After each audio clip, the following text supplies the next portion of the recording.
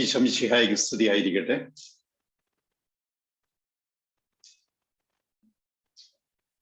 പ്രാർത്ഥനയെക്കുറിച്ചുള്ള ഇന്നത്തെ നമ്മളുടെ രണ്ടാമത്തെ ധ്യാന പ്രസംഗത്തിലേക്ക് ഹാർദവമായ സ്വാഗതം. ഒരു ചെറിയ പ്രാർത്ഥനയോടുകൂടി നമുക്കിത് ആരംഭിക്കാം.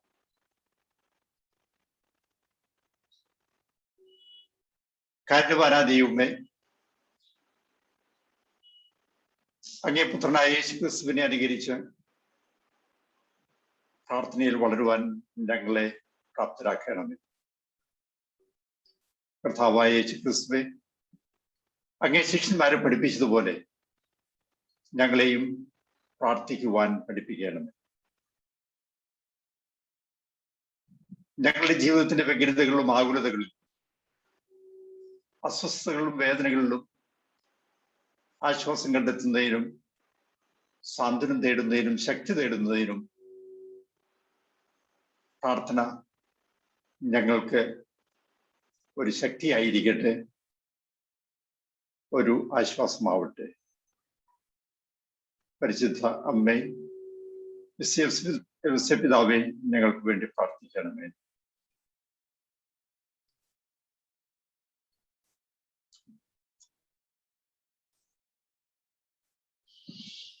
ഇന്ന് രാവിലത്തെയും നമ്മുടെ വിചിന്തനത്തിൽ പ്രാർത്ഥനയെക്കുറിച്ചും പ്രാർത്ഥനയുടെ ദൈവശാസ്ത്ര താത്വിക മാനങ്ങളെ കുറിച്ചുമുള്ള ഒരു ചർച്ചയായിരുന്നല്ലോ. തുടർന്ന് 16ാം നൂറ്റാണ്ട് വരെ സഭയിൽ നിലനിന്നിരുന്ന പ്രാർത്ഥനാ രീതികളുടെ സമന്വയമായിട്ട് ഇഗ്നേഷ്യസ് ലയോള അദ്ദേഹത്തിന്റെ ആധ്യാത്മിക അഭ്യാസങ്ങൾ അവതരിപ്പിച്ച 3 പ്രാർത്ഥനാ രീതികളെ കുറിച്ചുള്ള ചുരുക്കമായിട്ടുള്ള ഒരു വിവരണവും, തുടർന്ന് പ്രായോഗിക തലത്തിൽ എങ്ങനെയാണ് നമുക്ക് പ്രാർത്ഥന ചിട്ടപ്പെടുത്തുവാൻ സാധിക്കുക എന്നുള്ള ഒരു അന്വേഷണവുമാണ് ഇന്നത്തെ ഈ ധ്യാന പ്രസംഗത്തിലൂടെ ഉദ്ദേശിക്കുന്നത്.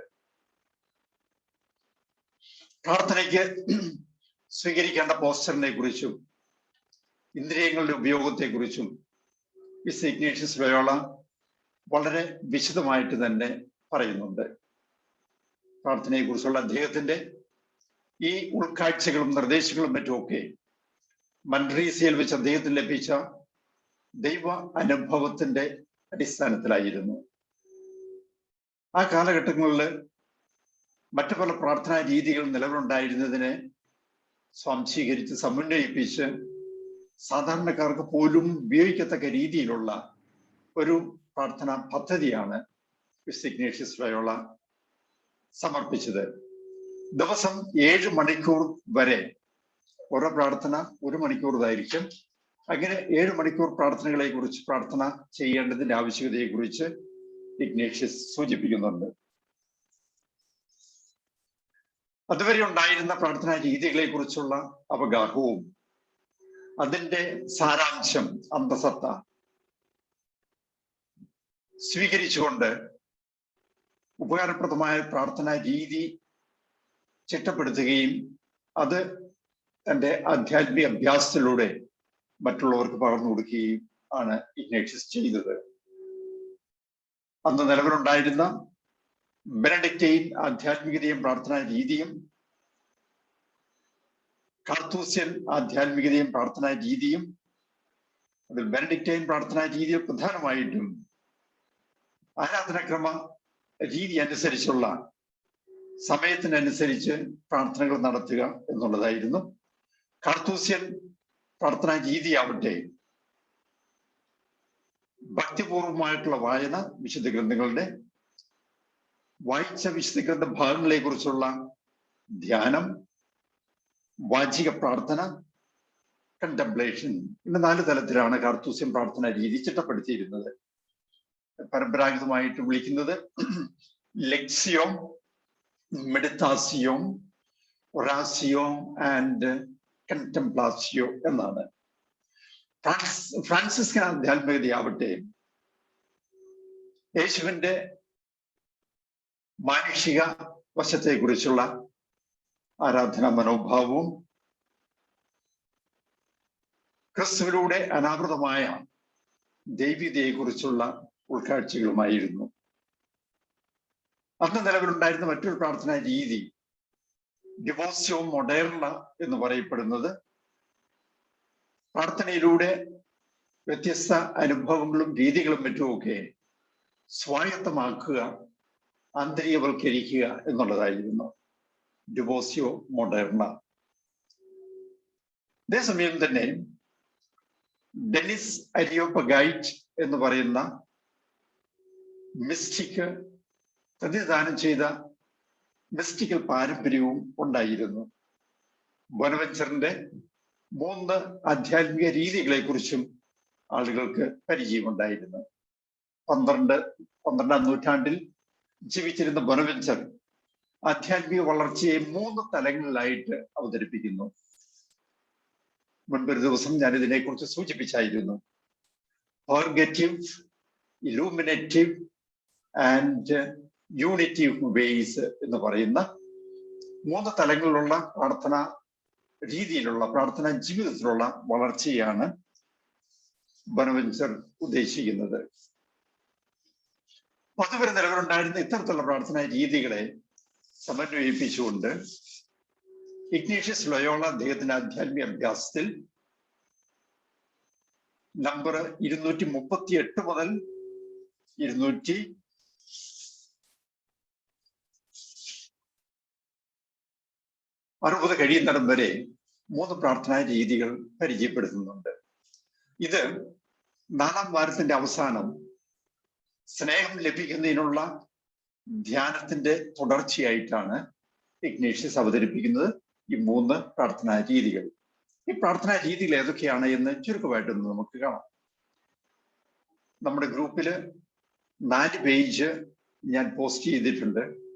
3 പ്രാർത്ഥനാ രീതികൾ എന്നുള്ള തലക്കെട്ടോട് കൂടിയിട്ട്. അത് കാണാത്തവർ പിന്നീട് സമയം കിട്ടുമ്പോൾ വായിക്കുക. 3 പ്രാർത്ഥനാ രീതികളെ കുറിച്ച് ഇഗ്നേഷ്യസിന്റെ ഉൾക്കാഴ്ചകൾ സാമാന്യം വ്യക്തമായിട്ട് അതിൽ പ്രതിപാദിക്കുന്നുണ്ട്. ഇതിൽ 1ാമത്തെ പ്രാർത്ഥനാ രീതി 238 മുതൽ 48 വരെ ഉള്ള നമ്പറുകളിലാണ് സൂചിപ്പിക്കുന്നത്. ഈ 1ാമത്തെ പ്രാർത്ഥനാ രീതി വഴിയായിട്ട് ആത്മാവിനെ പ്രാർത്ഥനയ്ക്ക് ഒരുക്കുന്നതിനുള്ള രീതിയും ക്രമവുമാണ് ഇഗ്നേഷ്യസ് നിർദ്ദേശിക്കുന്നത്. ഇത് കൂടുതലും ആത്മപരിശോധനയെ ആയിട്ട് particular examine of conscience, general examine of conscience, ആത്മപരിശോധനയിലൂടെ ജീവിതത്തിൽ വന്നുപോയിട്ടുള്ള തെറ്റുകൾ, കുറ്റങ്ങളെ കുറിച്ചുള്ള ഒരു തിരിച്ചറിവ്. 1ാമത്തെ വാരത്തിലെ ധ്യാനത്തിൽ ഇഗ്നേഷ്യസ് ഊന്നൽ കൊടുക്കുന്നതും നമ്മുടെ ജീവിതത്തിലേക്കുള്ള ഒരു തിരിഞ്ഞുനോട്ടമാണല്ലോ. 1ാമത്തെ ദിവസം നമ്മുടെ കഴിഞ്ഞകാല ജീവിതത്തെ കുറിച്ചുള്ള ഒരു തിരിഞ്ഞുനോട്ടവും ആത്മവിശകലനവും നടത്തുകയുണ്ടായി, നിങ്ങൾ ഓർമ്മിക്കുന്നുണ്ടല്ലോ. ഇങ്ങനെ ആത്മവിശകലനം നടത്തുമ്പോൾ അതിനുവേണ്ടി ഇഗ്നേഷ്യസ് നിർദ്ദേശിക്കുന്നത് 10 കൽപ്പനകൾ, 10 പ്രമാണങ്ങൾ. ഈ 10 പ്രമാണങ്ങളിൽ ഏതൊക്കെ എനിക്ക് കൃത്യമായിട്ട് ഫോളോ ചെയ്യാൻ സാധിച്ചു, ഏതിലൊക്കെ എനിക്ക് വീഴ്ചകൾ വന്നു, ഏതൊക്കെ പ്രമാണങ്ങളാണ് ഇനി ഞാൻ കൂടുതൽ തീക്ഷ്ണതയോട് കൂടിയിട്ട് ജീവിതത്തിൽ നിലനിർത്തേണ്ടത്, മാരക പാപങ്ങളെ കുറിച്ചുള്ള ഒരു വിലയിരുത്തൽ, വന്ന പാളിച്ചകൾ വീണ്ടും ആവർത്തിക്കാതിരിക്കുവാനുള്ള തീരുമാനങ്ങൾ, ആത്മാവിന്റെ ശക്തികൾ ഉപയോഗിച്ച രീതിയെക്കുറിച്ച്, പഞ്ചേന്ദ്രിയങ്ങൾ ഉപയോഗിച്ച രീതിയെക്കുറിച്ച്, കണ്ണുകൊണ്ട്, ചെവികൊണ്ട്, നാവുകൊണ്ട്, ത്വക്കുകൊണ്ട്, ഇങ്ങനെയൊക്കെ എൻ്റെ ജീവിതത്തിൽ വന്നിട്ടുള്ള പാളിച്ചകൾ ഏതാണെന്ന് തിരിച്ചറിയുക, ഉണ്ടായ സാഹചര്യങ്ങൾ മനസ്സിലാക്കുക, വീണ്ടും അത്തരത്തിലുള്ള പാളിച്ചകൾ, തെറ്റുകൾ ഉണ്ടാകാതിരിക്കുവാനുള്ള തീരുമാനമെടുക്കുകയും അത് പ്രാവർത്തികമാക്കുകയും അതിനുള്ള കൃപ ദൈവത്തോട് യാചിക്കുകയും ചെയ്യുന്നു. തെറ്റുകൾ തിരുത്തുവാനും കൂടുതൽ പുണ്യപൂർണ്ണതയിൽ വളരുന്നതിനുമുള്ള സഹായം യാചിക്കുന്നതും 1ാമത്തെ പ്രാർത്ഥനാ രീതിയുടെ ഭാഗമാണ്. ഓരോ കൽപ്പനയെ കുറിച്ചുള്ള ആത്മപരിശോധനയും ആ ഓരോ ആത്മപരിശോധനയും നടത്തുന്നത് കുറിച്ചിട്ട് ആവർത്തിച്ച് സംഭവിക്കുന്ന തെറ്റുകളെ കുറിച്ചുള്ള അവബോധവും അതില്ലാതാക്കുവാനുള്ള മാർഗങ്ങളും ഇഗ്നേഷ്യസ് നിർദ്ദേശിക്കുന്നുണ്ട്. ഒന്നാമത്തെ പ്രാർത്ഥന രീതിയെ കുറിച്ച് ഇഗ്നേഷ്യസ് സൂചിപ്പിക്കുന്ന ഇത്രയും കാര്യങ്ങളാണ്. അത് 238 മുതൽ 48 വരെയുള്ള എണ്ണങ്ങളിലും. രണ്ടാമത്തെ പ്രാർത്ഥന രീതിയാവട്ടെ 249 മുതൽ 257 വരെ ഉള്ള ആധ്യാത്മിക അഭ്യാസത്തിൽ വാചിക പ്രാർത്ഥന ധ്യാന നിരതമായിട്ട് ചൊല്ലുന്ന ഒരു പ്രാർത്ഥനാ രീതിയാണ്. വാചിക പ്രാർത്ഥന ഏത് തന്നെയാവും, ഏത് വേണമെങ്കിലും ആവാം. സ്വർഗസ്നായ പിതാവേ എന്നുള്ള പ്രാർത്ഥന, പരിശുദ്ധ രാജ്ഞിയോടുള്ള പ്രാർത്ഥനയാവാം. അതുപോലെ തിരുസഭ പഠിപ്പിക്കുന്നതും നമുക്ക് വ്യക്തിപരമായിട്ട് താല്പര്യം തോന്നുന്നതും വിശുദ്ധന്മാര് സ്വീകരിക്കുകയും പ്രചരിപ്പിക്കുകയും ചെയ്തതുമായിട്ടുള്ള ഏത് പ്രാർത്ഥന വേണമെങ്കിലും നമുക്ക് ഈ രണ്ടാമത്തെ പ്രാർത്ഥന രീതിക്ക് ഉപയോഗിക്കുവാൻ സാധിക്കും. വാചിക പ്രാർത്ഥന ധ്യാനനിരതമായി ചൊല്ലുന്നു. അതിൽ ശാരീരിക അവസ്ഥയെക്കുറിച്ചും മാനസിക ഭാവത്തെക്കുറിച്ചും ഇഗ്നേഷ്യസ് സൂചിപ്പിക്കുന്നുണ്ട്. സ്വർഗസ്നായ പിതാവേ എന്നുള്ള പ്രാർത്ഥന ചൊല്ലുമ്പോൾ സ്വർഗസ്നായ എന്നുള്ള ആ ഒരു വാക്ക് ഉപയോഗിക്കുമ്പോൾ അത് സൂചിപ്പിക്കുന്ന അർത്ഥതലങ്ങൾ, ആ ഒരു വാക്കിലൂടെ അനാവൃതമാകുന്ന ആധ്യാത്മിക വശങ്ങൾ, സ്വർഗം എന്നുള്ള ആശയം, സ്വർഗം ദൈവത്തിന്റെ സ്ഥാനം എന്നുള്ള ആശയം, ഇതുമായിട്ട് ബന്ധപ്പെട്ട ഒത്തിരിയേറെ ചിന്തകൾ, ധ്യാനാത്മകമായിട്ടുള്ള ചിന്തകൾ നമ്മുടെ മനസ്സിലേക്ക് വരാം. അല്ലെങ്കിൽ സ്വർഗസ്ഥനായ ഞങ്ങളുടെ പിതാവേ, പിതാവ് എന്ന് പറയുമ്പോൾ നമുക്ക് അനുഭവവേദ്യമായിട്ടുള്ള പിതാവ് എന്നുള്ള സങ്കല്പം, പിതാവ് നമ്മുടെ മാനുഷിക പിതാവിൽ നമുക്ക് ലഭിച്ചിട്ടുള്ള സ്നേഹവും വാത്സല്യവും കരുണയും മറ്റുമൊക്കെ അത് അതിനേക്കാൾ എത്രയോ മടങ്ങ് കൂടുതലായിട്ടായിരിക്കും സ്വർഗസ്നായ പിതാവിൽ നമുക്ക് ലഭിക്കുക. പിതാവിന്റെ വാത്സല്യവും സ്നേഹവും അനാവൃതമാകുന്നത്, വെളിപ്പെടുത്തപ്പെടുന്നത് ക്രിസ്തുവിലൂടെയാണ്. ഇങ്ങനെയൊക്കെ ഒത്തിരിയേറെ ഈ സ്വർഗസ്ഥനായ പിതാവേ എന്നുള്ള ആ രണ്ട് വാക്കുകളെ കുറിച്ച് നമുക്ക് ചിന്തിക്കുവാൻ സാധിക്കും. ധ്യാന നിരതമായ ഒരു പ്രാർത്ഥനയാണ് ഇത്. ഓരോ വാക്ക് ചൊല്ലുമ്പോഴും അതുമായിട്ട് ബന്ധപ്പെട്ട ഉൾക്കാഴ്ചകൾ, ചിന്തകൾ, അനുഭവങ്ങൾ, അനുഭൂതികൾ മനസ്സിലേക്ക് കൊണ്ടുവരികയും അതിൽ മാത്രം ശ്രദ്ധ കേന്ദ്രീകരിക്കുകയും ചെയ്യുന്ന ഒരു പ്രാർത്ഥനാ രീതിയാണ്. സ്വർഗസ്നായ പിതാവേ എന്നുള്ള പ്രാർത്ഥന പോലെ തന്നെ മറ്റേത് പ്രാർത്ഥനയും ഇതേപോലെ നമുക്ക് പ്രാർത്ഥനയ്ക്ക് വേണ്ടി ഉപയോഗിക്കാം. നമ്മുടെ സാധാരണ പ്രാർത്ഥനാ ജീവിതത്തിലും ഈ ഒരു രീതി സ്വീകരിക്കാവുന്നതാണ്. സ്വർഗസ്നായ പിതാവേ എന്നുള്ളത്, അല്ലെങ്കിൽ പരിശുദ്ധ കന്യാമറിയത്തെ കുറിച്ചുള്ള പ്രാർത്ഥന, അതല്ലെങ്കിൽ സ്വർലോകരാജ്ഞി എന്നുള്ള പ്രാർത്ഥന, ഇതിൽ ഏത് പ്രാർത്ഥന നാം ചൊല്ലിയാലും പലപ്പോഴും സംഭവിക്കുന്നത് ഈ ആന്തരികമായിട്ട് ചൊല്ലുന്ന ഒരു അവസ്ഥയാണത്. ആ വാക്കുകളിലൂടെ അല്ലെങ്കിൽ ആ പ്രാർത്ഥനകളിലൂടെ നമ്മുടെ ആത്മാവിൽ ലഭിക്കുന്ന അനുഭൂതികൾ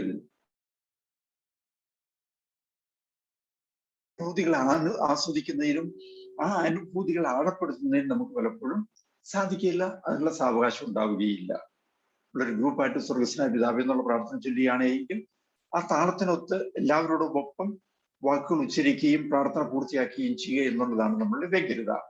അതുകൊണ്ട് തന്നെ ധ്യാനാത്മകമായിട്ട് ഓരോ വാക്കും ഉച്ചരിക്കുന്നതിനും ഓരോ വാക്കും ഉച്ചരിക്കുമ്പോൾ അതിൽ നിന്ന് കിട്ടുന്ന അർത്ഥങ്ങൾ നമുക്ക് സ്വാംശീകരിക്കുന്നതിനും പറ്റാതെ പോകും. ഇങ്ങനെ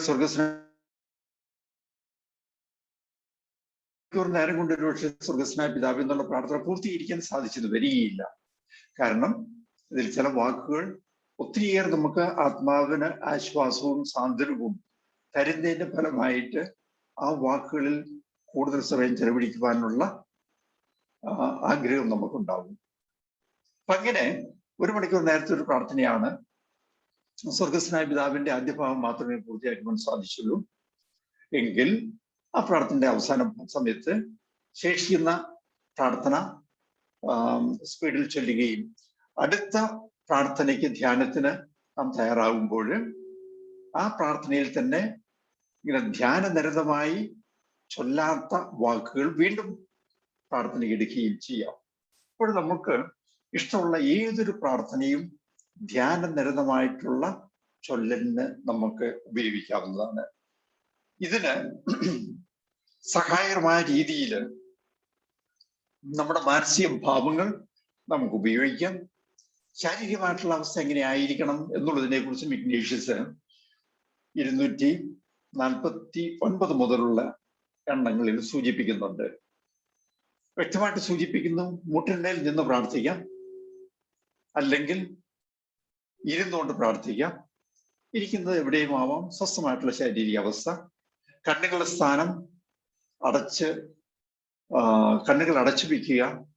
അതല്ലെങ്കിൽ ഏതെങ്കിലും ഒരു കേന്ദ്രത്തില്, ഒരു ബിന്ദുവില് ശ്രദ്ധ കേന്ദ്രീകരിക്കുകയും മറ്റു ചിന്തകളൊന്നും മനസ്സിലേക്ക് വരാതിരിക്കുകയും ചെയ്യുക എന്നുള്ളതാണ്.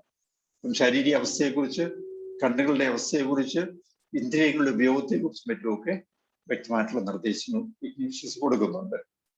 അങ്ങനെ ഇന്ദ്രിയങ്ങളും ശരീരവും ഉപയോഗിച്ച് ധ്യാനനിരതമായിട്ട് പ്രാർത്ഥന ഏകാഗ്രതയോടുകൂടി ചൊല്ലുക എന്നുള്ളതാണ്.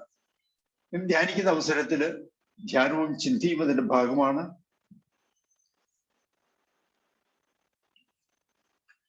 യാന്ത്രികമായിട്ട് പ്രാർത്ഥന ചൊല്ലാതിരിക്കുവാൻ നമ്മെ പ്രാർത്ഥനമാക്കുന്നു, സഹായിക്കുന്നു.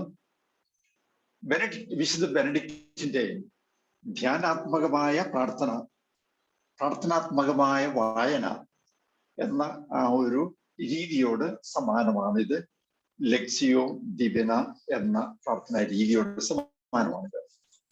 ഇനി ഇഗ്നേഷ്യസിന്റെ മൂന്നാമത്തെ പ്രാർത്ഥനാ രീതിയും കൂടെ ചുരുക്കമായിട്ട് നമുക്ക് കാണാം.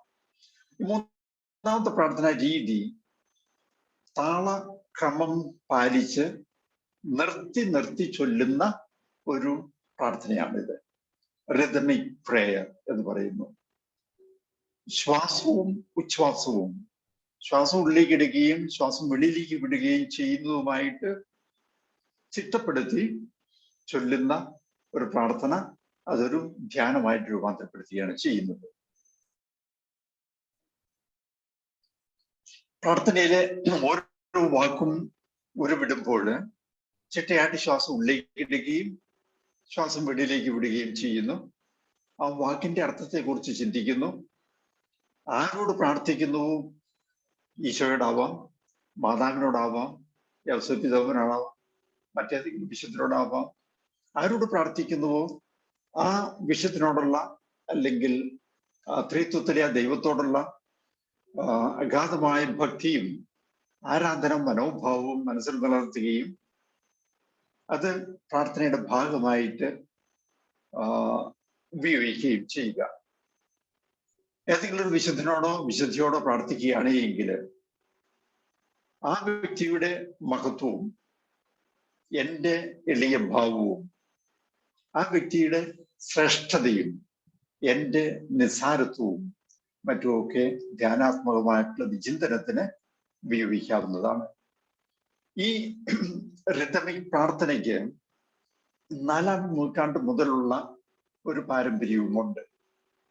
4-ാം നൂറ്റാണ്ടിൽ ഗ്രീക്ക് സഭയിൽ പ്രചാരത്തിലിരുന്ന ഒരു പ്രാർത്ഥനാ രീതിയാണ് ഹെസക്കിസ്റ്റ് പ്രേയർ എന്ന് പറയുന്നത്. ഹെസക്കിസം അല്ലെങ്കിൽ ഹെസക്കിസ്റ്റ് പ്രേയർ എന്ന് അറിയപ്പെടുന്ന പ്രാർത്ഥനാ രീതി. ശ്വാസം ഉള്ളിലേക്ക് എടുക്കുകയും വെളിയിലേക്ക് വിടുകയും ചെയ്യുന്നതിന് ആനുപാതികമായിട്ട് ചെറിയൊരു പ്രാർത്ഥന ചിട്ടപ്പെടുത്തുകയും ആ പ്രാർത്ഥന വാക്കുകളിലൂടെയോ മനസ്സിലോ ആവർത്തിക്കുകയും ചെയ്യുന്ന ഒരു രീതിയാണിത്. 13-ാം നൂറ്റാണ്ടിൽ മൗണ്ട് ആഥോസിൽ ജീവിച്ചിരുന്ന റഷ്യൻ ആശ്രമത്തിലെ സന്യാസിമാര് യേശുനാമ പ്രാർത്ഥന ഇത്തരത്തിൽ ശ്വാസോച്ഛ്വാസവുമായിട്ട് ചിട്ടപ്പെടുത്തി ചൊല്ലിയിരുന്നു. ഇങ്ങനെ ശ്വാസോച്ഛ്വാസമായിട്ട് ചിട്ടപ്പെടുത്തി പ്രാർത്ഥന ചൊല്ലുന്നതിന്റെ ഫലമായിട്ട് മനസ്സിന്റെ ഏകാഗ്രത വർദ്ധിപ്പിക്കുവാൻ സാധിക്കും. 1, 2, 3, 4 വാക്കുകളായിരിക്കും പ്രാർത്ഥനയ്ക്ക് വേണ്ടി ഉപയോഗിക്കുക. ആ വാക്കുകൾ ഓർമ്മിക്കുന്നതിന് തലച്ചോറിലെ ന്യൂറോണുകളുടെ അധികം സഹായം ആവശ്യമില്ല, മറ്റ് ഇന്ദ്രിയങ്ങളുടെ സഹായം ആവശ്യമില്ല. ക്രമേണ ഉച്ചരിക്കുന്ന വാക്കുകളിൽ മാത്രം ശ്രദ്ധ കേന്ദ്രീകരിക്കുന്നതിനും അതിലൂടെ ആത്മാവിന് പരമാവധി ആശ്വാസവും സാന്ത്വനവും. ഒരു ഉദാഹരണം പറയാവുന്നത്, യേശുനാമ പ്രാർത്ഥനയിൽ ഉപയോഗിക്കാവുന്ന ഒരു പ്രാർത്ഥന, എൻ്റെ കർത്താവേ, എൻ്റെ ദൈവമേ. എന്റെ കർത്താവ് എന്ന് പറയുമ്പോൾ ശ്വാസം ഉള്ളിലേക്ക് ഇടുകയും എന്റെ ദൈവമേ എന്ന് പറയുമ്പോൾ ശ്വാസം വെളിയിലേക്ക് വിടുകയും ചെയ്യുന്നു. അതല്ലെങ്കിൽ ഞാൻ ലോകത്തിന്റെ ദീപമാകുന്നു, ഞാൻ ലോകത്തിന്റെ എന്ന് പറയുമ്പോൾ ശ്വാസം ഉള്ളിലേക്ക് ഇടുകയും ദീപമാകുന്നു എന്ന് പറയുമ്പോൾ ശ്വാസം വെളിയിലേക്ക് വിടുകയും ചെയ്യുന്നു. ഞാൻ വഴിയും സത്യവും ജീവനുമാണ്. ഇതേപോലെ തന്നെ ആ ചെറിയ പ്രാർത്ഥന രണ്ടായിട്ട് വിഭജിച്ച് ആദ്യ ഭാഗം ഉച്ചരിക്കുമ്പോൾ ശ്വാസം ഉള്ളിലേക്ക് ഇടുകയും രണ്ടാമത്തെ ഭാഗം ഉച്ചരിക്കുമ്പോൾ ശ്വാസം വെളിയിലേക്ക് വിടുകയും ചെയ്യുന്നു. ഇങ്ങനെ ശ്വാസോച്ഛ്വാസമായിട്ട് ചിട്ടപ്പെടുത്തി പ്രാർത്ഥിക്കുമ്പോൾ അതിനോട് കിട്ടുന്ന മറ്റു ചില സവിശേഷതകള്, ശാന്തമായിട്ട് ശ്വാസോച്ഛ്വാസം ചെയ്യുന്നതിന്റെ ഫലമായിട്ട് ഇടതും വലതുമുള്ള നാഡീവ്യൂഹത്തിന് ക്രമമായി എനർജി സപ്ലൈ, ഊർജ പ്രസരണം കൊടുക്കുന്നതിന് സഹായിക്കും. തലച്ചോറിലെ ന്യൂറോണുകളുടെ ഏറ്റവും ചുരുങ്ങിയ സംഘങ്ങൾ മാത്രമേ പ്രവർത്തന നിരതമായിരിക്കുകയുള്ളൂ. കാരണം മറ്റിന്ദ്രിയങ്ങളെല്ലാം നിശ്ചലമായിരിക്കുന്നു. ഉച്ചരിക്കുന്നതിന് വേണ്ടി മാത്രം ആരംഭത്തിലൊക്കെ ചുണ്ടുകളിലൂടെ അല്പം ശബ്ദം ഉപയോഗിച്ച് ഉച്ചരിക്കുന്നു. ആ പ്രാർത്ഥന ഓർമ്മിക്കുന്നതിനും ഉച്ചരിക്കുന്നതിനും ചുരുങ്ങിയ ന്യൂറോണുകളുടെ പ്രവർത്തനമേ സഹായം ആവശ്യമുണ്ട്. കുറെ കാലം ഇങ്ങനെ പ്രാർത്ഥന പരിശീലിച്ചു കഴിയുമ്പോൾ, ഒരു പ്രത്യേക പ്രാർത്ഥന പരിശീലിച്ചു കഴിയുമ്പോൾ വാക്കുകളിലൂടെ അത് ഉച്ചരിക്കേണ്ടതില്ല, ചുണ്ടുകൾ മാത്രം ചലിപ്പിച്ച് ആ പ്രാർത്ഥന തുടരാം. അതും കുറെ കാലം പരിശീലിച്ചു കഴിയുമ്പോൾ ചുണ്ടുകൾ നിശ്ചലമായിരിക്കും. ശ്വാസോച്ഛ്വാസത്തോട് ചിട്ടപ്പെടുത്തി ഈ പ്രാർത്ഥന മനസ്സിൽ ഉയരുന്നു. അങ്ങനെ കുറെ കാലം പ്രാർത്ഥിച്ചു കഴിയുമ്പോഴേക്കും മനസ്സിൽ നിന്നും ആ പ്രാർത്ഥന ഹൃദയത്തിന്റെ തലത്തിലേക്ക് കടന്നു പോകുന്നു. മനസ്സിലും ചിന്തകള് ആ പ്രാർത്ഥന ആവശ്യം വരുന്നില്ല. ഹൃദയത്തിന്റെ താളത്തോടൊപ്പം ഈ പ്രാർത്ഥന നമ്മുടെ അവിഭാജ്യ ഘടകമായി തീരുന്നു. അതും കഴിഞ്ഞ് മറ്റൊരവസ്ഥയില് ശരീരം ഒന്നാകെ ഈ റിതമിക് പ്രാർത്ഥനയിൽ പങ്കുചേരുന്ന ഒരവസ്ഥയിലേക്കും, അതും കഴിഞ്ഞ് പോകുന്ന ഒരു വ്യക്തിയെ പ്രാർത്ഥനയിൽ പുരോഗമിക്കുവാൻ സാധിക്കുന്ന ഒരു വ്യക്തിയെ സംബന്ധിച്ചിടത്തോളം പ്രാർത്ഥന ആ വ്യക്തിയുടെ ആത്മാവും ശരീരവും ഇന്ദ്രിയങ്ങളും എല്ലാം നിലനിൽക്കുന്ന ഒരവസ്ഥയെ, അതേസമയം തന്നെ ശരീരവും ഇന്ദ്രിയങ്ങളും ബുദ്ധിയും മനസ്സും പ്രവർത്തനം പൂർണ്ണമായിട്ടും നിശ്ചലമായി പ്രവർത്തനരഹിതമായി ആത്മാവിന്റെ അനുഭൂതി തലത്തിൽ മാത്രം പ്രാർത്ഥിക്കുന്ന ഒരവസ്ഥയിലേക്ക് വരുന്നു. അങ്ങനെ ഒരു മിസ്റ്റിക് അനുഭവത്തിലേക്ക് വളരാൻ സാധിക്കുന്ന വ്യക്തിയെ സംബന്ധിച്ചിടത്തോളം ആ വ്യക്തിയുടെ ചിന്തകൾ, വാക്കുകൾ, പ്രവർത്തനങ്ങൾ, വ്യക്തിബന്ധങ്ങൾ, പ്രവർത്തനങ്ങളെല്ലാം will undergo a qualitative change, ഗുണപരമായ ഒരു പരിവർത്തനത്തിന് വിധേയമാകും. കാരണം പ്രാർത്ഥനയിലൂടെ ആ വ്യക്തി സമൂലം പരിവർത്തന വിധേയമാകുന്ന ഒരവസ്ഥയിലേക്ക് വരുന്നു. ഹൈന്ദവ പാരമ്പര്യത്തിൽ നാമജപ പ്രാർത്ഥനയെ കുറിച്ച് നിങ്ങൾ കേട്ടിട്ടുണ്ടാവാം. മറ്റ് മത പാരമ്പര്യങ്ങളിലും ആവർത്തന പ്രാർത്ഥനകളുണ്ട്. ബുദ്ധമത പാരമ്പര്യത്തിലുണ്ട്, ജൈന പാരമ്പര്യത്തിലുണ്ട്, സിഖ് പാരമ്പര്യത്തിലുണ്ട്, ഇസ്ലാം പാരമ്പര്യത്തിലുണ്ട് ആവർത്തന പ്രാർത്ഥന.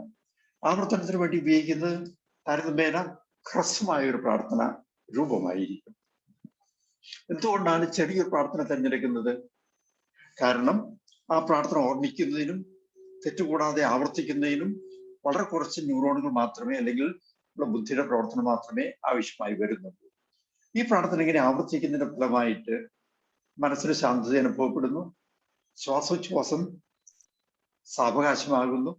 ശ്വാസോച്ഛ്വാസം സാവകാശമാകുന്നതനുസരിച്ച് മനസ്സ് ശാന്തമാകുന്നു, ന്യൂറോണുകളുടെ പ്രവർത്തനം ശാന്തമാകുന്നു, നെർവ് സെന്ററിന്റെ പ്രവർത്തനം ശാന്തമാകുന്നു, ആന്തരിക അവയവങ്ങളുടെ പ്രവർത്തനം സ്വച്ഛമാകുന്നു, അല്ലെങ്കിൽ ശാന്തഗതിയിലാകുന്നു. അപ്പൊ മൊത്തത്തില് ശരീരവും മനസ്സും ഇന്ദ്രിയങ്ങളും ബുദ്ധിയും എല്ലാം സ്വച്ഛമാകുന്ന, ശാന്തമാകുന്ന ഒരവസ്ഥയിലേക്ക് വളരാൻ സാധിക്കും. ആവർത്തന പ്രാർത്ഥനയിലൂടെ നാമജപ പ്രാർത്ഥനയിലൂടെ, യേശുനാമം പ്രാർത്ഥനയിലൂടെ ഒക്കെ നമുക്ക് നേടിയെടുക്കാവുന്ന ഒരു അവസ്ഥയാണ് ഇത്. ഇനി ആവർത്തന പ്രാർത്ഥന എപ്പോഴാണ് നമുക്ക് ഉപയോഗിക്കാൻ സാധിക്കുക?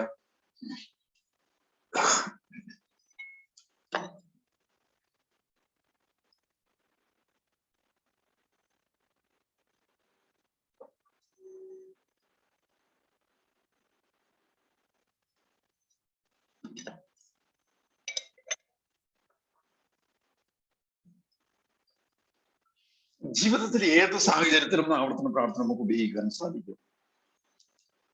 പ്രാർത്ഥിക്കുവാൻ വേണ്ടി മുറിയിൽ പോകുമ്പോൾ, ചാപ്പലിൽ പോകുമ്പോൾ, ഇതല്ലെങ്കിൽ ഏതെങ്കിലും മാനസിക സംഘർഷം, പിരിമുറുക്കം, പ്രാർത്ഥിക്കാൻ ഏകാഗ്രത കിട്ടുന്നില്ല, മനസ്സ് വളരെയേറെ അസ്വസ്ഥമാണ്, അന്ന് സംഭവിച്ച അല്ലെങ്കിൽ ആ ദിവസങ്ങളിൽ സംഭവിച്ച ഏതെങ്കിലും സംഭവവികാസങ്ങളുടെ ഫലമായിട്ട് പ്രിയപ്പെട്ടവരുടെ ആരെങ്കിലും വേർപാടില്, ഗുരുതരമായിട്ടുള്ള രോഗത്തില്, അപകടത്തിൽപ്പെട്ട ഒരു സാഹചര്യത്തില് ഒക്കെ മനസ്സിന് ഏകാഗ്രതയും ശാന്തതയും കിട്ടാതെ വരുമ്പോൾ, അല്ലെങ്കിൽ ആർഭാടപൂർവമായിട്ടുള്ള ഏതെങ്കിലും ഒരു ആഘോഷം നടന്നു, അത് കഴിഞ്ഞിട്ട് പ്രാർത്ഥിക്കുവാൻ വേണ്ടി പോയിരിക്കുമ്പോൾ ആഘോഷത്തെ കുറിച്ചായിരിക്കും ചിന്ത. പിറന്നാൾ ആഘോഷം നടന്നു, കൂട്ടുകാരെല്ലാം വളരെ നല്ല കാര്യങ്ങൾ പറഞ്ഞു, അത് കഴിഞ്ഞിട്ട് പ്രാർത്ഥിക്കാൻ പോയിരിക്കുമ്പോൾ കൂട്ടുകാർ പറഞ്ഞ കാര്യങ്ങളായിരിക്കും മനസ്സിലാവും. ഒരു പ്രാർത്ഥന അതും ഒരു പ്രാർത്ഥനയായിട്ട് നമുക്ക് രൂപാന്തരപ്പെടുത്താം, ഇല്ലെന്ന് ഞാൻ പറയുന്നില്ല. പക്ഷെ അത്തരം സാഹചര്യത്തിൽ പോലും, അതായത് മനസ്സ് സാധാരണ രീതിയിൽ ശാന്തവും സ്വച്ഛവും അല്ലാത്ത സാഹചര്യത്തിൽ പോലും ഏകാഗ്രതയിലേക്ക് വളരുന്നതിനും പരമാവധി പ്രാർത്ഥനയിൽ ശ്രദ്ധ കേന്ദ്രീകരിക്കുന്നതിനും ആവർത്തന പ്രാർത്ഥന ഉപകാരപ്രദമായിരിക്കും. അങ്ങനെ അസ്വസ്ഥമായിട്ടിരിക്കുന്ന മനസ്സുള്ളൊരു സാഹചര്യത്തിൽ കണ്ണുകളടച്ച് നിശ്ചലമായിട്ടുള്ള ശരീര അവസ്ഥ നിലനിർത്തിക്കൊണ്ട് ഈ ആവർത്തന പ്രാർത്ഥന ഉരുവിടുക. മനസ്സ് കുറച്ച് അസ്വസ്ഥമാണെങ്കിൽ വാക്കുകൾ ഉപയോഗിച്ച് ആവർത്തിക്കുക. മനസ്സ് താരതമ്യേന ശാന്തമാകുന്നതനുസരിച്ച് ചുണ്ടുകളിലും മനസ്സിലും ഹൃദയത്തിലും ഈ പ്രാർത്ഥന ഉരുവിടുവാൻ സാധിക്കും. ദീർഘകാല പരിശീലനത്തിലൂടെ ആവർത്തന പ്രാർത്ഥന വളരെയധികം ഉപയോഗിക്കാൻ സാധിക്കും, ഉപകാരപ്രദമായ രീതിയിൽ നമുക്ക് ഉപയോഗിക്കാൻ സാധിക്കും. ഇനി വേറെ ചില സാഹചര്യങ്ങളിൽ ചിലപ്പോഴൊക്കെ അച്ഛന്മാരുടെ ബോറടിപ്പിക്കുന്ന പ്രസംഗങ്ങളെ കുറിച്ച് പറയാറുണ്ടല്ലോ കുർബാന സമയത്ത്. കാര്യമായിട്ടും പുതുതായിട്ടൊന്നും നമുക്ക് കിട്ടുന്നില്ല. അത്തരം സാഹചര്യത്തിലാണെങ്കിൽ യേശുനാമ പ്രാർത്ഥനയിലേക്കോ ആവർത്തന പ്രാർത്ഥനയിലേക്കോ നമുക്ക് പോകാൻ സാധിക്കും. അല്ലെങ്കിൽ ഏതെങ്കിലും ഒരു ക്ലാസ്സിൽ പങ്കെടുത്തുകൊണ്ടിരിക്കുന്നു, ആരെങ്കിലും ദീർഘമായിട്ടുള്ള പ്രസംഗം നടത്തുന്നു, കാര്യമായിട്ടൊന്നും നമുക്ക് നേടാനില്ലാത്തൊരു സാഹചര്യമാണെങ്കിൽ നിശ്ചലമായിട്ട് ഇരുന്നു കൊണ്ട് കണ്ണുകൾ അടയ്ക്കുക പോലും വേണ്ട. കണ്ണുകൾ അടച്ചു കഴിഞ്ഞാൽ മറ്റുള്ളവർ ശ്രദ്ധിക്കും, ഉറങ്ങുകയാണെന്ന് പറയുകയും ചെയ്യും. കണ്ണുകൾ തുറന്നിരുന്നുകൊണ്ട് തന്നെ ഇന്ന് ആവർത്തന പ്രാർത്ഥന മനസ്സിൽ വിടുകയും അതിൽ ശ്രദ്ധിക്കുകയും ചെയ്യാം. അതല്ല നിങ്ങൾ ട്രെയിനിലോ ബസ്സിലോ യാത്ര ചെയ്യാന്ന് വിചാരിക്കുക, അല്ലെങ്കിൽ നിങ്ങൾ വൈകുന്നേരം നടക്കാൻ പോവുകയാണ്, വേറെ പ്രത്യേകിച്ചൊന്നും ചെയ്യാനില്ല. അത്തരം അവസരങ്ങളിലൊക്കെ ഈ ആവർത്തന പ്രാർത്ഥന നിങ്ങൾക്ക് ഉപയോഗിക്കാൻ സാധിക്കും. അതിലൂടെ കിട്ടുന്ന മനസ്സിന്റെ സാന്ത്വനവും സ്വച്ഛതയും സമാധാനവും ക്രമേണ വർദ്ധിക്കുന്നതായിട്ട് അനുഭവപ്പെടുകയും ചെയ്യും. ഞാൻ മുൻപ് പങ്കുവച്ചായിരുന്നല്ലോ, ഹിമാലയത്തിൽ ഗോമുഖിലേക്ക് ഞാനൊരു യാത്ര പോയി. 18 കിലോമീറ്റർ തനിയെ നടക്കേണ്ടുന്ന ഒരു സാഹചര്യം. ചുറ്റുപാടുമുള്ള ഉയർന്ന മലനിരകളെ കുറിച്ചും മലനിരയിൽ നിന്ന് എപ്പോ വേണമെങ്കിലും താഴേക്ക് പൊട്ടി വീഴാവുന്ന വലിയ പാറകളെ കുറിച്ചും ഓർക്കുകയോ അത് കാണുകയോ ചെയ്തു കഴിഞ്ഞാൽ മുൻപോട്ടുള്ള യാത്ര മതിയാക്കേണ്ടി വരും. പല സ്ഥലങ്ങളിലും വഴിയുടെ സൈഡില് ബോർഡുകൾ വെച്ചിട്ടുണ്ട് എപ്പോ വേണമെങ്കിലും മലയിടിച്ചിൽ ഉണ്ടാകാം എന്നുള്ളത്. അല്ലെങ്കിൽ മറ്റൊരു സൈഡിലേക്ക് നോക്കിയാൽ വളരെ അഗാധതയില് ഗംഗ വളരെ ശോഷിച്ച് ഒഴുകുന്നതായിട്ട് കാണാൻ സാധിക്കും. ബാലൻസ് തെറ്റി താഴേക്ക് പോയി കഴിഞ്ഞാൽ നേരെ വളരെ അഗാധതയിലുള്ള ഗംഗയിലേക്ക് എത്തിപ്പെടാൻ എളുപ്പവുമാണ്. അപ്പൊ ഇങ്ങനെ അപകടപ്പെടുത്തുന്ന അല്ലെങ്കിൽ അപകടങ്ങൾ ഉണ്ടാകാൻ സാധ്യതയുള്ള പ്രതികൂലമായിട്ടുള്ള സാഹചര്യങ്ങൾ, പേടിപ്പിക്കുന്ന സാഹചര്യങ്ങളോട് ഞാൻ നടന്നുപോയ അവസരത്തില് എനിക്ക് ദീർഘകാലമായിട്ടുള്ള ഒരു യേശുനാമ പ്രാർത്ഥനയുണ്ട്. ആ പ്രാർത്ഥന ഞാൻ ചിട്ടയായിട്ട് ശ്വാസോച്ഛ്വാസമായിട്ട് കാലുകളിലെ ചലനവുമായിട്ട് ചിട്ടപ്പെടുത്തി ആവർത്തിച്ചുകൊണ്ടേയിരുന്നു. മണിക്കൂറുകൾ കഴിഞ്ഞു പോകുന്നത് അതിനെ കുറിച്ച് അറിയുന്നിരുന്നില്ല. ചുറ്റുപാടുമുള്ള അപകട സാഹചര്യങ്ങളെ കുറിച്ച് ഞാൻ ബോധവാനായിരുന്നില്ല. ശരീരത്തിന് ക്ഷീണം കാര്യമായിട്ടുണ്ടാകുന്നില്ല. അങ്ങനെ ആ ഒരു ആവർത്തന പ്രാർത്ഥന ഇതിൽ ശ്രദ്ധ കേന്ദ്രീകരിച്ചതുകൊണ്ട് ശരീരത്തിന് ക്ഷീണമോ അപകട സാഹചര്യങ്ങളോ അതിൽ നിന്നുണ്ടാകാൻ സാധ്യതയുള്ള വിഷമോ ആകുലതയോ ഒന്നും മനസ്സിന് ബാധിച്ചില്ല. ഇങ്ങനെ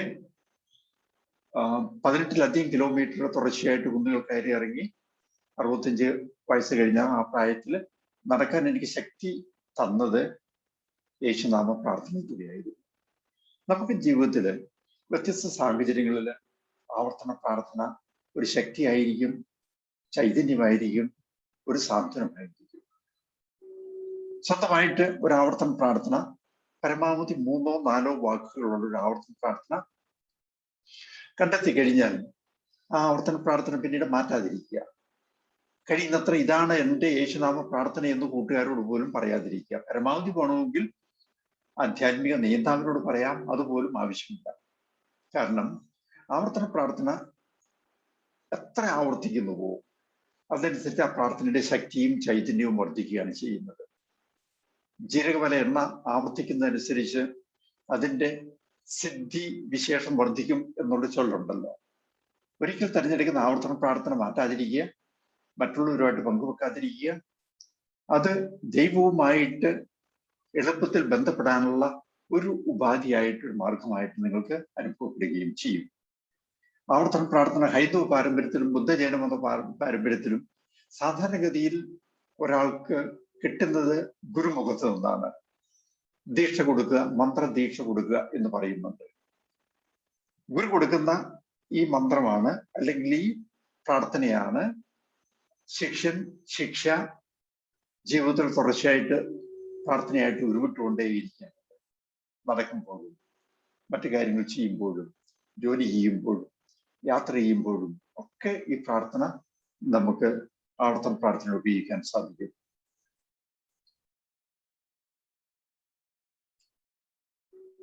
ശ്രീകൃഷ്ണ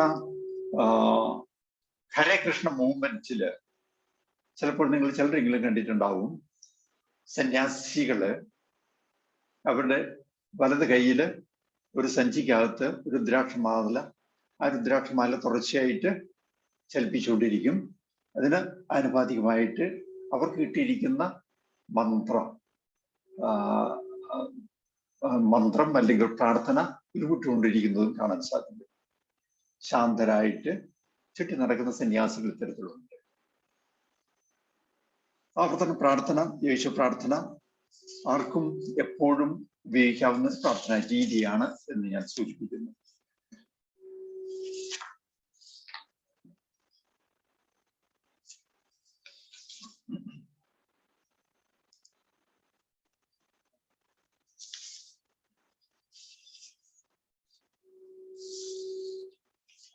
പ്രാർത്ഥനയുടെ മറ്റ് താത്വിക വശങ്ങളിലേക്ക് പോകുന്നതിന് പകരമായിട്ട്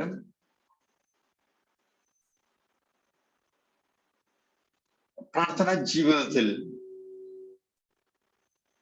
നമുക്ക് അനുഭവപ്പെടുന്ന ചില പ്രത്യേകതകൾ, പരിമിതികൾ, ബുദ്ധിമുട്ടുകൾ പ്രായോഗികമായിട്ട് നമുക്ക് എന്ത് ചെയ്യാൻ സാധിക്കും എന്നുള്ള ചിന്ത അല്പസമയം അതിനു കൂടി എടുത്തിട്ട് നമുക്ക് ഈ ധ്യാന പ്രസംഗം അവസാനിപ്പിക്കാം. നമുക്ക് എല്ലാവർക്കും തന്നെ അനുഭവപ്പെടുന്ന പ്രായവ്യത്യാസം കൂടാതെ സമർപ്പ ജീവിതത്തിന്റെ ദൈർഘ്യമോ കുറവോ കണക്കിലെടുക്കാതെ എല്ലാവർക്കും തന്നെ അനുഭവപ്പെടുന്ന ഒരു കാര്യമാണ് പ്രാർത്ഥനയിലുള്ള ഏകാഗ്രതയില്ലായ്മ. വളരെയധികം തയ്യാറെടുപ്പോടും താല്പര്യത്തോടും കൂടെ പ്രാർത്ഥിക്കുവാൻ വേണ്ടി തയ്യാറാകുന്നു, പ്രാർത്ഥന മുറിയിൽ ചെന്നിരിക്കുന്നു, പ്രാർത്ഥിക്കുവാൻ തുടങ്ങുന്നു. പക്ഷെ ചുരുങ്ങിയ സമയം കൊണ്ട് തന്നെ മറ്റു പല വ്യഗ്രതകൾ മനസ്സിലേക്ക് വരികയും പ്രാർത്ഥനാ വിഷയത്തിൽ നിന്ന് മനസ്സ് വ്യതിചലിക്കുകയും ചെയ്യുന്ന അനുഭവം. മാത്രവുമല്ല, പ്രാർത്ഥനാ വിഷയത്തിലായിരുന്നില്ല ഞാൻ ശ്രദ്ധിച്ചിരുന്നത് എന്ന് തിരിച്ചറിയുന്നത് തന്നെ ചിലപ്പം കുറെ സമയം മറ്റു പല കാര്യങ്ങളിൽ മനസ്സ് വ്യാപൃതമായി കഴിഞ്ഞിട്ടായിരിക്കാം. ചിലപ്പോൾ 5 മിനിറ്റോ അല്ലെങ്കിൽ 10 മിനിറ്റോ ഒക്കെ സമയം കഴിയുമ്പോഴായിരിക്കും ഞാൻ പ്രാർത്ഥനാ വിഷയത്തിൽ നിന്നും വ്യതിചലിച്ചു പോയി എന്നുള്ള തിരിച്ചറിവ് പോലും ഉണ്ടാകുന്നത്. ജാഗ്രതയുള്ളൊരു മനസ്സ് നിലനിർത്തുക എന്നുള്ളതാണ് നമുക്ക് ചെയ്യാവുന്ന ഏറ്റവും പ്രധാനപ്പെട്ട ഒരു കാര്യം. വല കെട്ടി വലയിൽ ഒരു ഭാഗത്ത് നിശ്ചലമായിരിക്കുന്ന 8 കാലികളെ ശ്രദ്ധിച്ചിട്ടുണ്ടാവും. ആ വലയിൽ പെടുന്ന ചെറിയ പ്രാണികളെ ഇരയെ പിടിക്കാൻ വേണ്ടിയിട്ടാണ് വല കെട്ടി 8 കാലി വലയിലിരിക്കുന്നത്. ആ വലയുടെ ഏതെങ്കിലും ഒരു കോണിൽ നേരിയ ഒരു ചലനം ഉണ്ടായി കഴിഞ്ഞാൽ ആ നിമിഷം 8 കാലി ആ സ്ഥലത്തെത്തുകയും ആ പ്രാണിയെ വലയ്ക്കുള്ളിലാക്കുകയും ചെയ്യുന്നത് ശ്രദ്ധിച്ചിട്ടുണ്ടാവും. ഇതേപോലെ ജാഗ്രതയുള്ളൊരു മനസ്സാണ് നടത്തുക പ്രാർത്ഥനാ വേളയിൽ. മനസ്സിന്റെ കോണില് എപ്പോഴെങ്കിലും ഏതെങ്കിലും തരത്തിലുള്ള ചിന്തകൾ കടന്നു വന്നാല് ഉടനെ തന്നെ ആ ചിന്തയെക്കുറിച്ച് അവബോധം ഉണ്ടാവുകയും ആ ചിന്തയെ ഇല്ലായ്മ ചെയ്യുകയും ചെയ്യുക. എങ്ങനെയാണ് മനസ്സിലേക്ക് കടന്നു വരുന്ന ഒരു ചിന്ത ഇല്ലായ്മ ചെയ്യുക? ബലം പ്രയോഗിച്ച് കടുത്ത നിലപാട് സ്വീകരിച്ച് മനസ്സിലേക്ക് വരുന്ന ചിന്തകളെ നമുക്ക് ഇല്ലായ്മ ചെയ്യാൻ സാധിക്കുകയില്ല. ഉദാഹരണമായിട്ട് ഉച്ചയ്ക്ക് പ്രാർത്ഥിക്കുവാൻ വേണ്ടി പ്രാർത്ഥനാ മുറിയിൽ പോയിരുന്നു. ഉച്ചഭക്ഷണം തയ്യാറാക്കുന്ന വിഭവങ്ങളെ കുറിച്ചുള്ള ചിന്തകള്, ഒരുപക്ഷെ അതിൽ ഏതെങ്കിലും രുചികരമായ ഭക്ഷണത്തിന്റെ വാസന കിട്ടുകയും ചെയ്തു. അപ്പം ഒരു കടുംപിടുത്തത്തോടു കൂടി ഞാൻ പ്രാർത്ഥിക്കാണ്ടിരിക്കുകയാണ്. ഈ ചിന്തകളൊന്നും എൻ്റെ മനസ്സിലുണ്ടാവാൻ പാടില്ല, ആ ഭക്ഷണത്തെ കുറിച്ച് ഞാൻ ചിന്തിക്കില്ല എന്ന് ശാഠ്യം പിടിച്ചാല് ശരി, ഏതാനും സെക്കൻഡുകൾ നേരത്തേക്ക് മനസ്സിൽ നിന്ന് ആ ചിന്ത നമുക്ക് മാറ്റിക്കളയാൻ സാധിക്കും. അല്പം കഴിയുമ്പോഴേക്കും ഇഷ്ടപ്പെട്ട ആ ഒരു ഭക്ഷണം മുൻപെന്നോ കഴിച്ചപ്പോഴുണ്ടായ സംതൃപ്തിയും അതിനോട് കിട്ടിയ രുചിയും വേറെ ചില രീതിയിൽ മനസ്സിലേക്ക് കടന്നു വരും. അപ്പോൾ ഒരിക്കലും മറ്റേതെങ്കിലും ചിന്ത മനസ്സിലേക്ക് വന്നു കഴിഞ്ഞാൽ അതുമായിട്ട് മല്ലടിക്കുന്നത്. ആ ചിന്തയെ തിരിച്ചറിയുക, അവബോധം വളർത്തുക, ആ ചിന്തയെ സാവകാശം ഇല്ലായ്മ ചെയ്യുക. കൊച്ചുകുട്ടിയും അമ്മയും തമ്മിലുള്ള ബന്ധം ഇതിന് നല്ലൊരു ഉദാഹരണമാണെന്ന് തോന്നുന്നു. അത്യാവശ്യം പിച്ച് വെച്ച് നടക്കാൻ പറ്റുന്ന ഒരു കുഞ്ഞ് പുറത്തേക്ക് ഇറങ്ങി അമ്മയുടെ കൂട്ടത്തിൽ നടക്കുമ്പോൾ ആകാശത്തില് അമ്പിളിമാവനെ കാണാനിടയായി കഴിഞ്ഞാൽ കൊച്ചു സ്വാഭാവികമായിട്ടും പറയും അമ്പിളിമാവനെ പിടിച്ചു കൊടുക്കണമെന്ന്. കുട്ടി ആവശ്യപ്പെടുന്നത് അസാധ്യമാണെന്നും വിഡിത്തമാണെന്നും അമ്മയ്ക്കറിയാമെങ്കിലും ആ കുട്ടിയെ ശാസിക്കുകയും കുറ്റപ്പെടുത്തുകയും ചെയ്തു കഴിഞ്ഞാൽ ആ കൊച്ചെന്തായിരിക്കും ചെയ്യുക? കൂടുതൽ ആവേശത്തോടു കൂടി നിലവിളിക്കുകയും ഒരുപക്ഷെ നിലത്തിരിക്കുകയും നിലത്ത് കിടന്ന് ഉരുളുകയും ബഹളം വയ്ക്കുകയും ഒക്കെ ചെയ്യും. അവസാനം അമ്മ പരാജയപ്പെട്ട് കൊച്ചിന്റെ രീതിയിലേക്ക് വരേണ്ടതുണ്ട്. നേരെ മറിച്ച് പലപ്പോഴും അമ്മമാർ ചെയ്യുന്നത്, കുഞ്ഞുങ്ങൾ ഏതെങ്കിലും തരത്തിൽ ഇത്തരത്തിൽ ശാഠ്യം പിടിച്ചു കഴിഞ്ഞാൽ അസാധ്യമാണെന്ന് അറിയാമെങ്കിൽ തന്നെയും അമ്മ കൊച്ചിനോട് പറയും, ആ ശരി മോനെ, മോനിതാണോ വേണ്ടത്, ഇന്ന സാധനമാണോ വേണ്ടത്, അല്ലെങ്കിൽ പ്ലാവിൽ കിടക്കുന്ന ചക്കപ്പഴമാണോ അല്ലെങ്കിൽ മാങ്ങാപ്പഴമാണോ, ഞാൻ പറിച്ചു തരാമല്ലോ, ഇപ്പൊ തന്നെ ഞാൻ പറിച്ചു തരാമല്ലോ എന്ന് പറഞ്ഞ് കൊച്ചിനെയും കൂട്ടി സാവകാശം നടക്കും. ചുരുങ്ങിയ സമയത്തിനുള്ളിൽ കൊച്ച് ആവശ്യപ്പെട്ട ആ കാര്യം മറന്നു പോവുകയും മറ്റു കാര്യങ്ങളിൽ ശ്രദ്ധ കേന്ദ്രീകരിക്കുകയും ചെയ്യും. മനസ്സിന്റെ അവസ്ഥയും ഏകദേശം ഇത്തരത്തിലാണ്. മനസ്സിനെ ഭാരതീയ പാരമ്പര്യത്തിൽ ഉപമിച്ചിരിക്കുന്നത് കുരങ്ങന്റെ സ്വഭാവത്തോടാണ്, പ്രകൃതത്തോടാണ്. ഒരിക്കലും നിശ്ചലമായിട്ട് എവിടെ ഇരിക്കാൻ പറ്റാത്ത പ്രകൃതമാണ് കുരങ്ങന്മാർക്കുള്ളത്. അത്തരം ഒരു കുരങ്ങൻ മദ്യം കഴിച്ച് ഉന്മത്തനായി കഴിഞ്ഞാലുള്ള അവസ്ഥ നമുക്ക് ഊഹിക്കാം. അല്പം പോലും സ്വസ്ഥതയില്ലാതെ കൈകാലുകൾ ചലിപ്പിച്ച് അങ്ങോട്ടും ഇങ്ങോട്ടും ചാടി, മരത്തിലാണെങ്കിൽ പോലും ചില്ലകളിൽ നിന്ന് ചില്ലകളിലേക്ക് ചാടി കഴിയുന്ന ഒരവസ്ഥ. ഇനി ഉന്മത്തനായ ഒരു കുരങ്ങനെ തേളുകുത്തുകയാണെങ്കിൽ ആ കുരങ്ങന്റെ വ്യഗ്രതയും അസ്വസ്ഥയും എന്തായിരിക്കുമോ അതേപോലെ ആയിരിക്കും പലപ്പോഴും നമ്മളുടെ മനസ്സിന്റെ അവസ്ഥയും. മനസ്സ് നിരന്തരം ഇങ്ങനെ പല കാര്യങ്ങളിൽ വ്യഗ്രതപ്പെട്ട് ഉടലുകയാണ് ചെയ്യുന്നത്. മറ്റൊരു കാരണം, നമ്മളുടെ തലച്ചോറിലെ ഓർമ്മയുടെയും ബുദ്ധിയുടെ പ്രവർത്തനങ്ങളുടെയും ഇന്ദ്രിയങ്ങളുടെ പ്രവർത്തനങ്ങളുടെയും അവയുമായിട്ട് ബന്ധപ്പെട്ട ന്യൂറോണുകൾ സംഘാതങ്ങളും ആക്റ്റീവാണ്, സജീവമാണ്. ഇങ്ങനെ ന്യൂറോണുകൾ സജീവമായിരിക്കുന്ന അവസരത്തിൽ നിരന്തരം തലച്ചോറിലേക്ക് ഡേറ്റ കൊടുത്തുകൊണ്ടിരിക്കും, വിന്യസിപ്പിച്ചുകൊണ്ടിരിക്കും. ആ ഡേറ്റകളെ വിശകലനം ചെയ്ത് നിഗമനങ്ങൾ എത്തുകയും നിർദ്ദേശങ്ങൾ കൊടുക്കുകയും ചെയ്യുക തലച്ചോറിന്റെ സ്വാഭാവികമായിട്ടുള്ള പ്രവർത്തനമാണ്. തലച്ചോറിലുള്ള ന്യൂറോണുകളെ ക്ലോസ് ഡൗൺ ചെയ്ത് നിശ്ചലമാക്കി കഴിയുന്നതും ചുരുങ്ങിയ ന്യൂറോണുകൾ മാത്രം പ്രവർത്തനം തരുന്നതായിരിക്കുന്ന ഒരവസ്ഥയിലാണ് പ്രാർത്ഥനയിൽ കഴിയുന്നത്ര ഏകാഗ്രത കിട്ടുന്നത്. അക്വയർഡ് കണ്ടംപ്ലേഷനിൽ ബുദ്ധിയുടെയും ഇന്ദ്രിയങ്ങളുടെയും മനസ്സിന്റെയും വ്യാപാരങ്ങളെ കുറിച്ച് രാവിലെ ഞാൻ സൂചിപ്പിച്ചായിരുന്നല്ലോ. വളരെ കുറച്ച് ന്യൂറോണുകൾ മാത്രമേ ആ അവസരത്തിൽ പ്രവർത്തന നിരതമായിരിക്കുകയുള്ളൂ. അങ്ങനെ ബുദ്ധിയുടെയും മനസ്സിന്റെയും ഇന്ദ്രിയങ്ങളുടെയും പ്രവർത്തനം പരമാവധി ലഘൂകരിച്ചു കഴിയുമ്പോൾ മറ്റു ചിന്തകൾ മനസ്സിലേക്ക് വരാനുള്ള സാധ്യത വളരെയധികം കുറയുകയും ധ്യാന വിഷയത്തിൽ ശ്രദ്ധ കേന്ദ്രീകരിക്കുവാൻ സാധിക്കുകയും ചെയ്യും. ഓരോ പ്രാർത്ഥന ആരംഭിക്കുമ്പോഴും മനസ്സിനെയും ബുദ്ധിയെയും ഇന്ദ്രിയങ്ങളെയും നിശ്ചലവും സ്വച്ഛവും ആക്കേണ്ടത് ആവശ്യമാണ്. കണ്ണു തുറന്നു പിടിച്ചുകൊണ്ടോ ചെവികളോട് ചുറ്റുപാടും കേൾക്കുന്ന ശബ്ദങ്ങൾ ശ്രവിച്ചുകൊണ്ടോ ശ്വസനത്തിലൂടെ അല്ലെങ്കിൽ മൂക്കിലൂടെ ചുറ്റുപാടും ഉള്ള നല്ല വാസനകൾ അല്ലെങ്കിൽ വാസനകൾ സ്വീകരിച്ചുകൊണ്ടോ ഇരിക്കുന്ന അവസരത്തിൽ അതുമായിട്ട് ബന്ധപ്പെട്ടുള്ള ചിന്തകൾ ആലോചനകൾ നമ്മുടെ മനസ്സിലുണ്ടാവും, സ്വാഭാവികമാണ്. ചിട്ടയായിട്ടുള്ള ശാരീരിക അവസ്ഥയും കണ്ണുകളും ഇന്ദ്രിയങ്ങളും നിയന്ത്രണ വിധേയമാക്കിയും ഏകാഗ്രതയിലേക്ക് പ്രവേശിക്കുമ്പോഴാണ് പ്രാർത്ഥനയിൽ കൂടുതൽ ശ്രദ്ധ കേന്ദ്രീകരിക്കാൻ സാധിക്കുക. യോഗ പാരമ്പര്യം ചിലർക്കെങ്കിലും പരിചയം ഉണ്ടാവുമല്ലോ.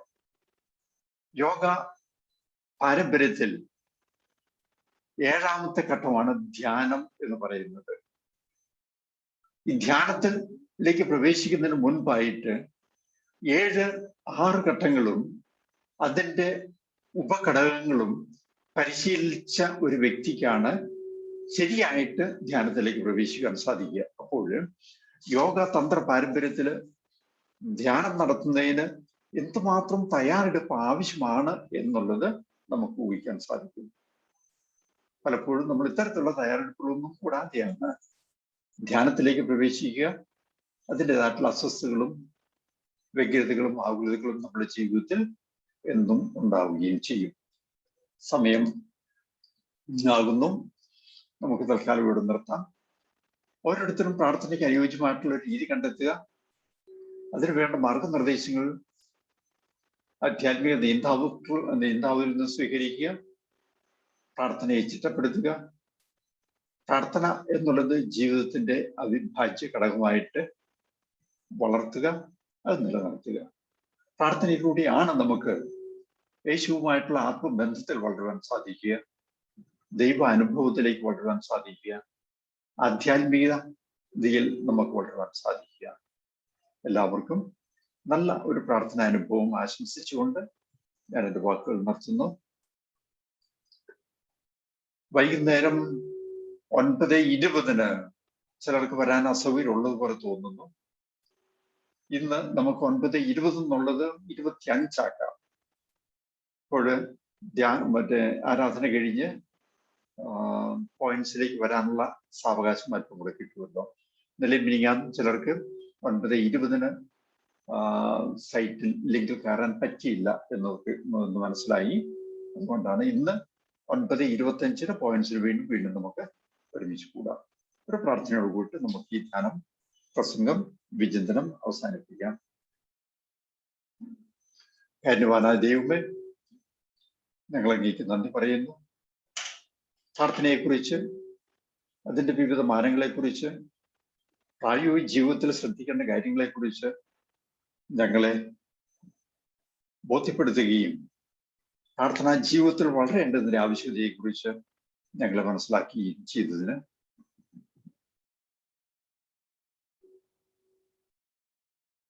സമർപ്പിത ജീവിതത്തിൽ പ്രാർത്ഥനയ്ക്കുള്ള പ്രാധാന്യം അങ്ങ് ഞങ്ങൾക്ക് മനസ്സിലാക്കി തന്നു. പ്രാർത്ഥനയിൽ വളരുവാൻ കൃപ നൽകണമേ. നിങ്ങളുടെ പ്രാർത്ഥനാ ജീവിതത്തെ പരിപോഷിപ്പിക്കണമേ. പരിശുദ്ധ അമ്മേ, വിശ്വസ്യ പിതാവേ, മറ്റു വിശുദ്ധരെ നന്ദിപൂർവം നിങ്ങളുടെ പ്രാർത്ഥനാ സഹായത്തെ ഞങ്ങൾ ഓർമ്മിക്കുന്നു. നന്ദി, നമസ്കാരം.